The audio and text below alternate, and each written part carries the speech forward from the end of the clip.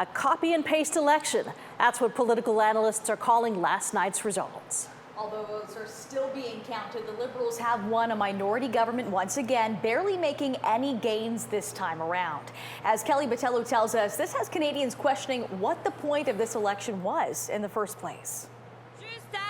Trudeau! Deja vu for Canadians last night. You are sending us back to work with a clear mandate to get Canada through this pandemic and to the brighter days ahead.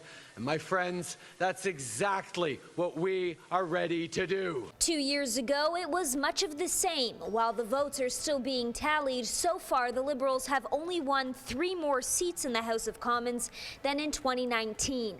And the Conservatives have the same number of elected representatives. Just listening to people over the 36 days of the campaign saying, what was the point of the campaign? And now 100%, they're wondering $610 million for that?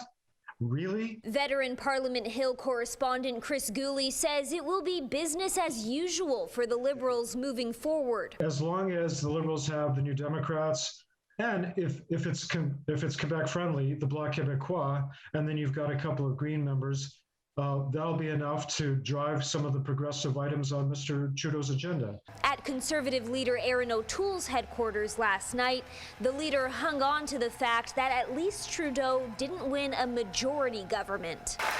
Canadians sent him back with another minority at the cost of $600 million and deeper divisions in our great country. But that division, Gooley says, is among Conservatives themselves. Gooley says while O'Toole took a more moderate approach to Tory values, that could have led to more right-winged Conservatives casting a ballot for the People's Party of Canada.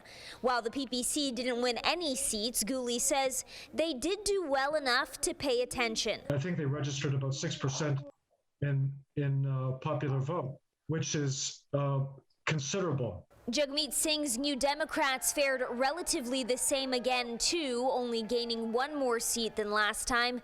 Gooley says pundits are already predicting another election in less than 2 years. But of course, that doesn't mean Trudeau will run again.